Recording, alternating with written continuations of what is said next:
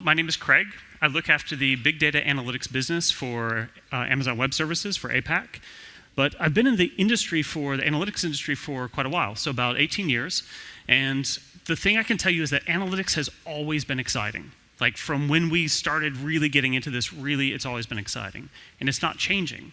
But what's changed is that a lot of the industry is really getting better use cases. They're understanding better what they can leverage for data.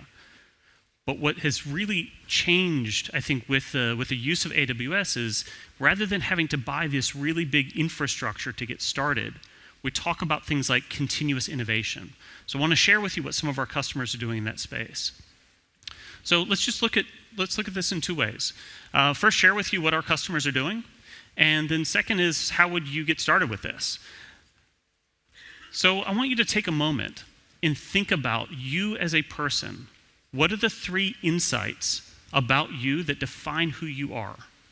Like really take a moment and think about that. What are the three things that if people knew about you would describe who you are? Now, these data points, this is what companies are paying the most to track down and to understand. The number one biggest thing that companies are looking to understand and to know is your purchase behavior. It's not about what you search on the web. It's not about who you're talking to on social apps. What you purchase describes your family structure, your disposable income, when you get paid. It talks about all sorts of things, your preferences as a consumer. So purchase information is the number one most valuable. What's the second most powerful indicator of who you are? It's your movement. Now, this is a pretty interesting space, right? Because we're all on our mobile all the time. Now, have you ever wondered, you'll download something like a flashlight app and it wants to access your location? It's crazy, right? Like a calculator now wants to know your location. Why? What so many customers and so many organizations are hunting for is, where are you when you are taking actions? What's your movement look like?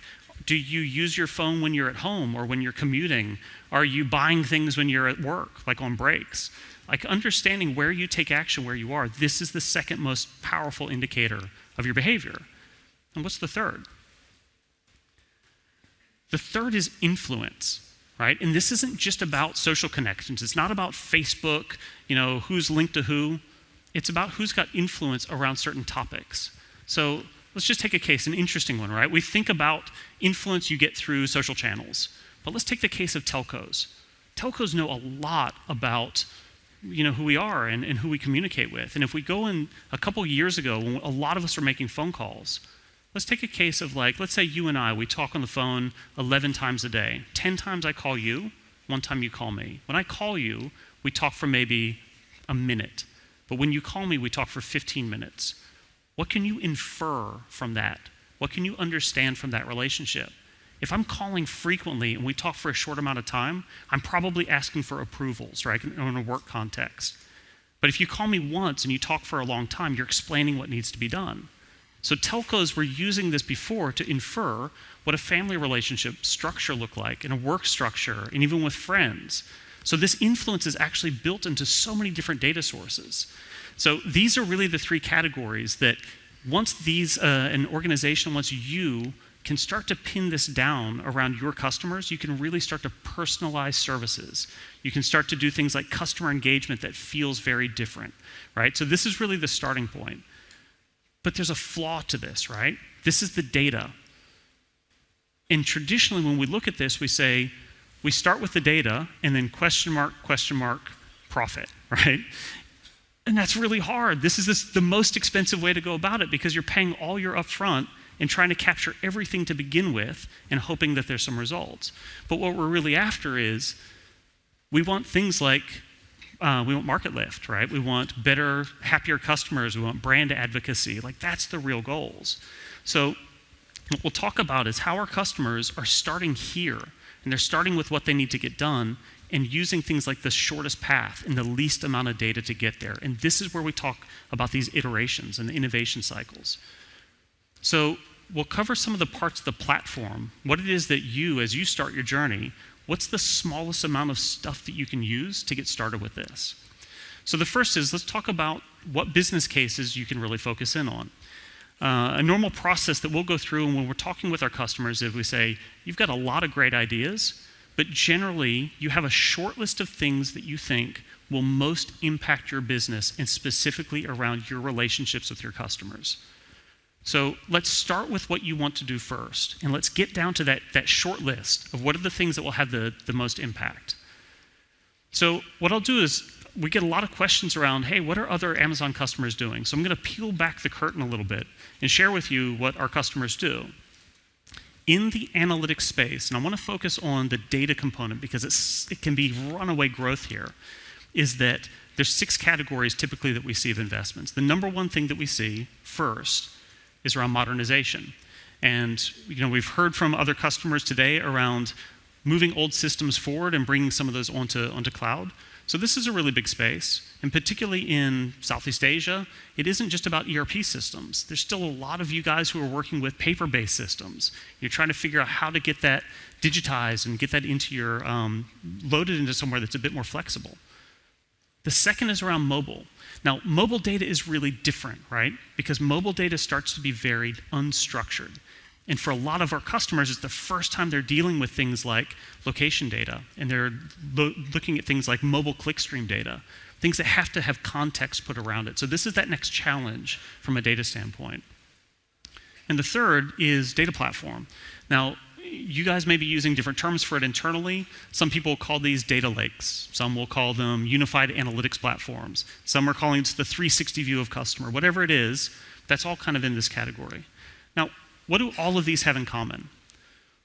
All of these are really around our customers trying to achieve excellence with data. Now, this is necessary, right? This is just the foundation for getting to a place where you can start to understand the context of the information. But there's a line right here. And to cross this line is where we start to get into things like excellence in analytics. And this is where your data scientists come into play and where the people who are in your innovation centers are involved. Now, where this starts to look different is this is where a lot of your front load of time will often go in. And a lot of times for our customers, we'll see there's almost like an 80-20 split. We want to get really good here on the analytics side, but we're spending like 75 or 80% of our resources really trying to get the data side right. So let's look at how we can really maximize resource and efficiency on both. Now, the most common thing that people will go to when they get into the analytics space is automation. Why?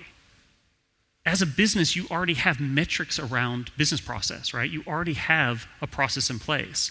You can identify, hey, if we got really good at one or two of these things, we can really make an impact on the business. So this is kind of like, these are the quick wins. When people start to make that journey over, they look at automation. Now, another really big category is around engagement. And if you're thinking CRM, it's too narrow. Think about engagement is the ability to interrupt an event before the outcome happens. So I'll give you an example. So like we heard from Zalora earlier, and Zalora's been a great case, been a customer of ours for a long time. Zalora will have the same as any online retailer, the same situation. Somebody will browse the site, they're interested, they find a fashion piece that they're interested in, they put it into the shopping cart. Now that person at that moment can either proceed to checkout, or they can go back and they can start shopping. Or very likely, they can start to get distracted with other things, right? They flip to other tabs, they start to move away from the browser. Now you can detect in that moment that the person is less likely to convert, right? They're less likely to finish the transaction. Can you interrupt that? Can Zalora detect that and interrupt it before that outcome? This is what we're talking about for engagement. It's really around windows of opportunity. And for all of you, there's some way that you engage with your customers or your operations or your supply chain where there's a window of opportunity that you can impact. So this is a really interesting space. And the last is around IoT. And I put up IoT because we all really talk about it. There's a lot of familiarity with it, but it's a bigger ecosystem, right? It's around connected devices that can make decisions without us, without people. So this is really that frontier. Now, there's a lot of curiosity in this space. I think it will continue to develop, but it will take some time. Let's dig in first to capturing windows of opportunity. Now, we heard from Zalora today, but I want to share with you another customer of ours. There's a customer called Redfin. Now, they're not so big in Asia Pacific, but in North America, they're one of the biggest online brokerages for real estate. So if you want to shop for a house, there's a really good chance that you've been on Redfin and you're looking. Now, Redfin, we saw earlier during Werner's talk, they're managing 5 billion objects, but what does that really mean? For every property that's listed, they measure about 500 different things about that property, and they have millions of properties online, tens of millions. They have millions of customers who are shopping for homes. Now, when you shop for a home, you normally go through about a 3-stage process. The first is just exploration. I have this amount of money, I want to shop in this range, I'm looking in this neighborhood, and you do what's called a faceted search. And it's just kind of shortlisting. Then you normally will go out, you search for things like how close is it to a school, right? Is it within, is the commute good for me? And then at some point you come back into a buy position.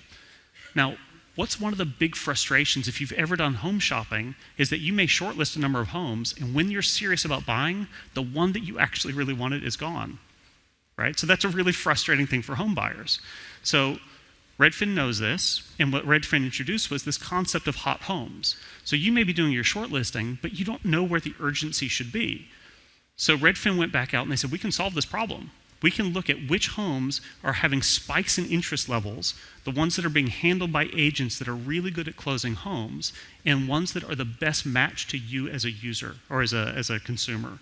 And so they introduced this, and they can start to give metrics like, within the next week and a half, there's an 80% chance this house is going to move. So if you want it, you got to book a viewing. So this is that window of opportunity, right? They have just a couple minutes on that website to give advice to their shoppers. Now, the way they went about this was, they first had to pull together some really different looking data. And I'll share with you what that looks like underneath. So what they had to do to integrate their data platform, and of course they had to work on their engagement platform, capturing that window. So here's how they started. Rather than starting with the data, which is kind of a hard and most expensive way to start, they started here with what they needed to get done first. So at a basic, they had to do user profiling, right? The second is they need to profile their homes, and they need to do things like recommendations. You're looking at this home, it's similar to that home. But then this hot homes concept, can I give some level of urgency to the person so they know when they can act? But here's another component is their monetization comes from the agents, right? Because the agents, as they list, are the ones who pay.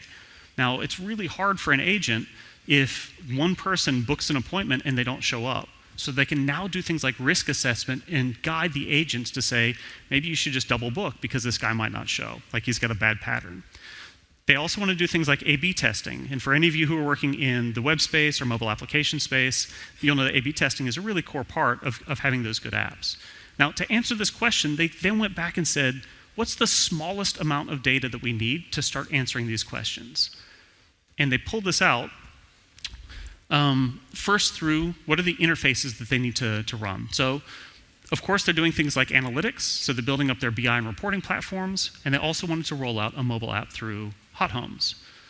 So they came across and they said, we need to capture, we've got these 500 data points around properties, and that's great for doing things like similarity, but what we need to see is things like agent behaviors to start matching hot homes. And we need to capture things like user interests and profiling. But they also want to capture things like click streams so they can interrupt that behavior, right? So they can give those recommendations. So we saw some of the services earlier, and I'll touch on the ones that we see as a really common platform. The first thing is that all the data was pulled into a central storage area. So Amazon has a service called Amazon Simple Storage Service, S3, and it's just an object-based object container. And has 11 nines of durability and built-in replication and a number of things that really gave a high level of availability for Redfin. But then some of the data, like clickstream data, that comes in real time. Now, the way they approached it is all data, whether it's batch or transactional or real-time data, they just put it into S3 to begin with. The data that was nice and clean said, okay, there's some of this stuff like property viewings. That's nice, clean data. Let's just throw that into the data warehouse. So they put that into Amazon Redshift, which is our fully managed data warehouse. But some of the data doesn't look so clean, right? It needs context. So things like the clickstream, where is a person when they were viewing? Were they in the neighborhood? Were they at their office? Like, what kind of person is this? That needs the context built. So they used Amazon Elastic MapReduce, which is our fully managed Hadoop offering. But they also wanted to run these really big queries fast, and they said Spark is really important to us. So they used the Spark engine within EMR to be able to run these queries in memory in a much faster, shorter response time. Now, once that data had some context, they could then load that into the warehouse as well.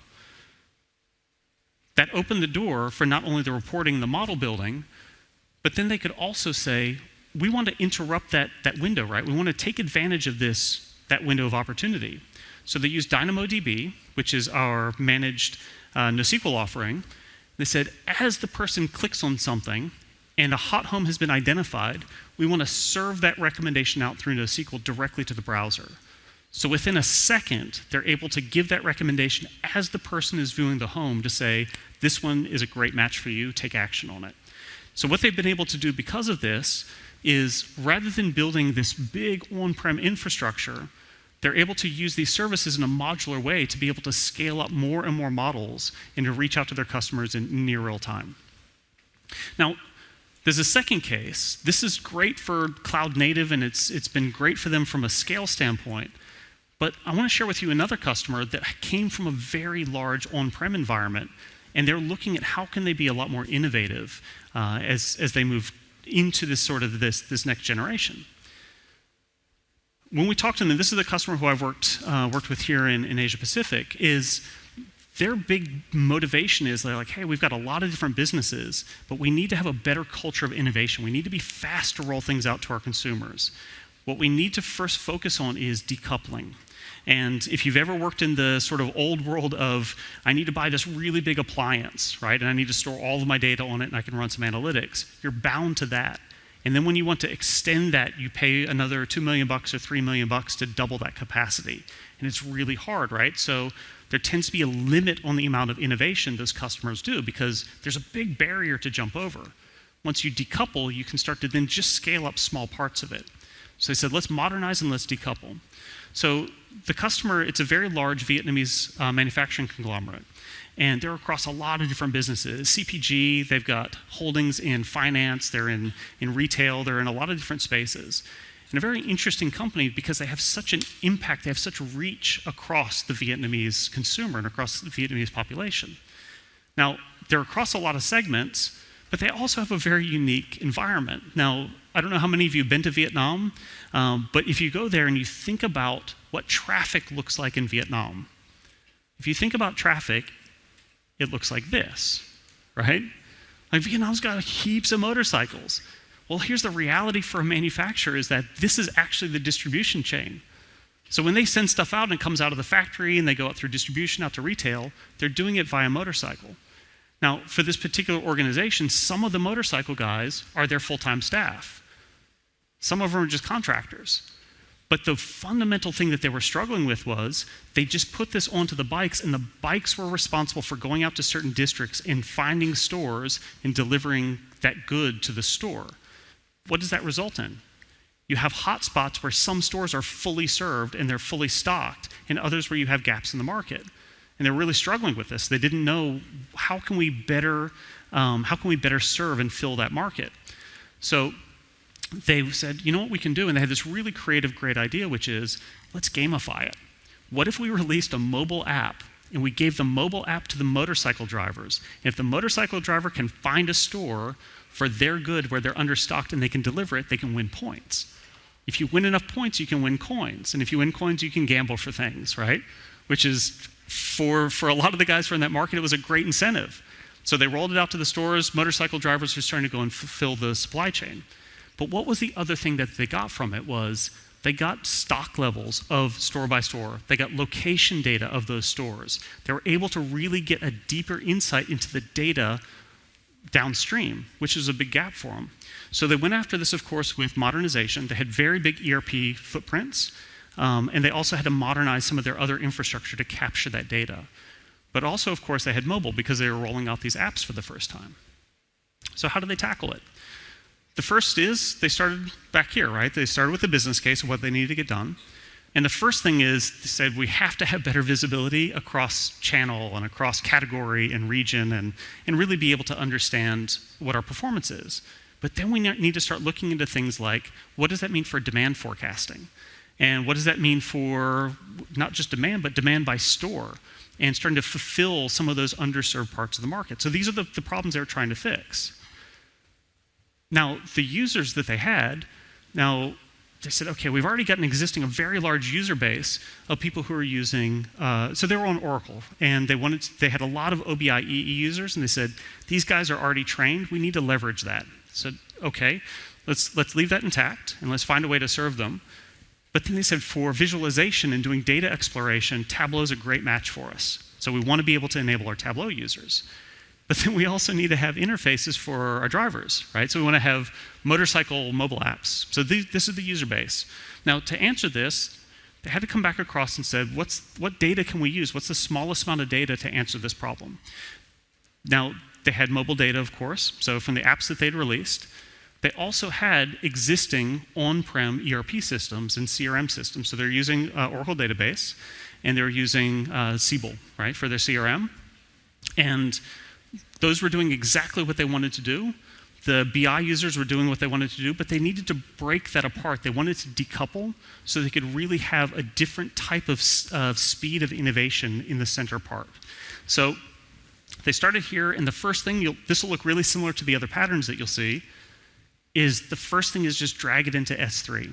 Once you get it into this data lake or you get into this central data storage, you're then at a place where you can have a lot more flexibility where it starts to flow, if it goes into apps or if it goes into different reporting. Now, some of the data, like the stuff that's coming out of Oracle, that was great. It was already structured. They could just pull this directly into Redshift as a data warehouse. And one of the things that was really compelling for them is when they moved out of one of the more legacy data warehousing services and they moved across, they're paying about 1/10 of the cost per terabyte. So Redshift will run about $1,000 per terabyte per year, so at a much lower price point. But then they also had this unstructured data, the semi-structured data. And this is coming off of all the mobile apps. So that had to come in and context had to be put. Like, not only where was the person when they entered the data, but where did they pause for a while? Maybe they dropped the goods off and then they actually registered their transaction at a later point. So being able to add that context and really identify that. Now, once it was in the data warehouse, they could then serve this really diverse set of visualization users and BI users. So they could go to their Tableau guys who could hook onto the data warehouse and to the existing Oracle BI users, and they could also serve that data out to the mobile apps. Now, there's a lot of customers we've got across different industries. So we had to look at manufacturing and had to look at online retail. But we've got local cases where some of our customers are really doing great creative things. So we've got Redmart with us today. They've got a display out. And Redmart is doing a lot to really change how it is that we think about things like buying groceries and being able to get them delivered to our house without at the convenience of picking a time and then those items just show up. Redmart's using us for demand forecasting, right? A really important part of that business. Netflix has come up a couple of times, and I think we're all a little bit excited that Netflix is finally coming to region. So Netflix has been using AWS for a long time for all the streaming of content and the analytics around customer behavior. Other companies like NASDAQ, so they do all of their end-of-day trade analysis and reporting is all being done on Amazon platform. We've got other companies, I think a lot of us here have used Grab. So Grab, early days was in Malaysia, and part of their moving globally, or moving regionally, was the ability to just copy that infrastructure out of Malaysia, drop that into the Singapore data centers and into our region, and be able to scale that up very quickly. And they came in and made a huge impact in the market as soon as they arrived here. So what will this mean if you wanted to get started? Where's a good place to sort of dig in? It's interesting to see maybe what other customers are doing, but how does this translate to your starting point? The first is we've got a lot of services, right? So we've got 70-some services.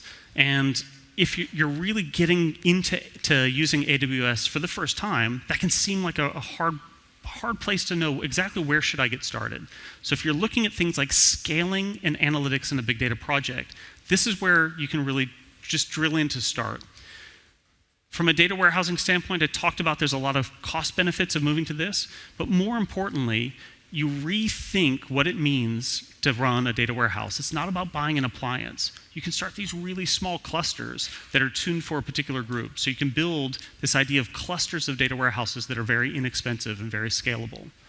If you're running unstructured data, maybe you're touching things like mobile data for the first time, and you want to run Hadoop, and you've got those skills internally, but you're tired of trying to run your own Hadoop clusters because it's not a great experience on-prem, moving over to something that's a fully managed, to say, right now I'm running 10 nodes, I want to run 50 nodes for 1 hour, that's clicks of a button, right? And when I'm done with that, I can shut that down. So EMR, these two have been some of our really most sought after services by our customers in region. If you're doing real-time streaming, Amazon Kinesis, again, a fully managed streaming service. And if you're kind of getting started, I would say if you start with those three, that's really where we see a lot of our early adoption from customers. And we do have around our NoSQL service, we have we have predictive modeling with Amazon machine learning. And a normal pattern is, because these are all interoperable, our customers will use one of these services and then drop that data back down into that very inexpensive storage layer, consume from that, and then push it back down. So this may be a pattern that also is attractive to you. And we have some backup services as well with Glacier. So we saw this earlier, and this is a slide that we often put up that talks about the breadth of services. Now, again, if you're getting started and you're looking at that scale, oftentimes we see things like, okay, we'll start with dev test, and once we start with dev test, we'll start to scale up. So what does that look like?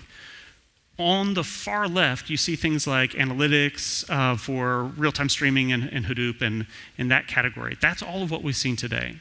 But where do you start to build that as you go from dev test? The big areas that we'll see for early adoption are things like dev tools. So moving into DevOps stack, if you've got existing chef skills and you want to run on top of our DevOps services. And then as you move this to production, it's using these security services that are in red. So identity management, maybe you have your own key management systems, being able to really leverage that integration with Active Directory, whatever it is that your security and compliance requires.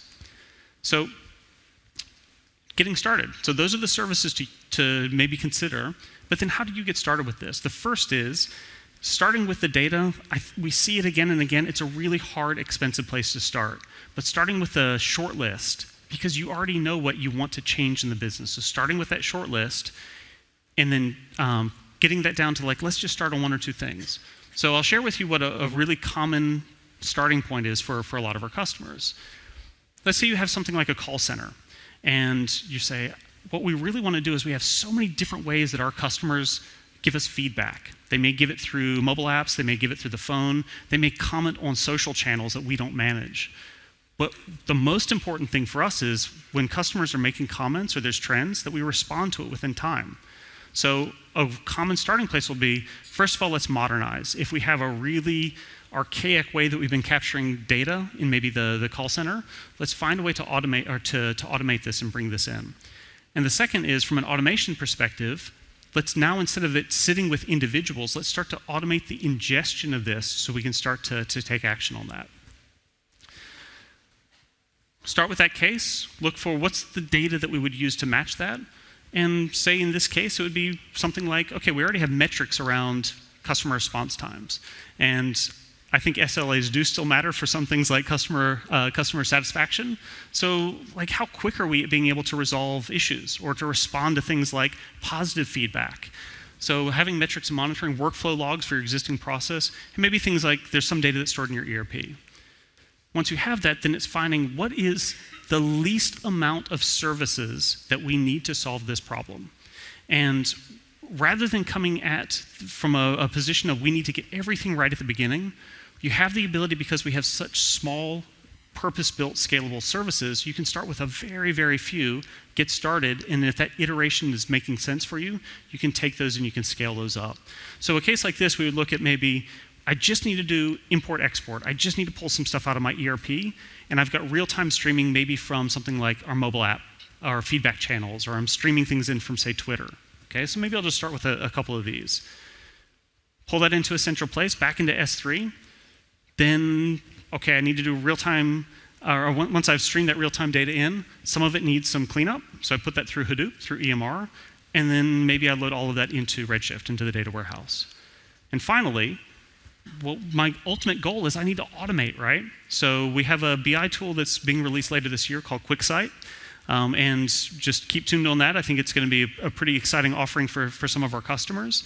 But we also have things like SQS, so our simple queuing service. So you already have an existing platform of how you engage back with those customers. Now you can just take that response and trigger that and send it back out to the system. So maybe just like a very thin layer like this. So what I'd like to suggest is that what we're looking at when we're talking about scaling up big data is you can rethink that old method of we need to buy these really big boxes. We need to buy this really big on-prem stuff to do powerful, to have powerful outcomes. If we start with what are we actually trying to solve first, right? And we think about this from a terms of shortlisting the business process. We can map that back, that whole process of we shortlist, and then we go back to the data and we build the smallest amount of infrastructure to solve that problem. So we streamline it. So we work backwards. The second is a culture of experimentation. Maybe something that, and I know that in my previous jobs, and something that maybe you face as well, is there's a barrier to experiment because the cost, the front loading is just so painful to get things provisioned or to get the tools that you want. So if you could start and say, it cost me $100 to test out a new idea, that's okay, right? You run 10 of those, and if 8 of them are terrible, you let them go. And then the 2 that are good, you can immediately scale up. So this idea that experimentation doesn't have to be a killer. And the third is that we're looking at agile and timely. So agile is really, really catching a lot of momentum in the market. This concept of a product rollout cannot happen in six months, right? Rolling out a new feature to the business user in 9 months can't happen. Like we have to have 2-week, we have to have 4-week release cycles for new features. So your ability to be able to service customers that quickly. So I know that we've had a lot of really great successes out of Southeast Asia, and particularly Singapore. The likes of the Red Marts and Grabs, and a number of the companies here that are really starting to change what the market looks like for us as consumers. And I know that there's some of you in the room who next year you're going to be the ones who we're talking about, and I'm really looking forward to that. So I want to thank you very much. I hope the rest of the conference is great for you guys.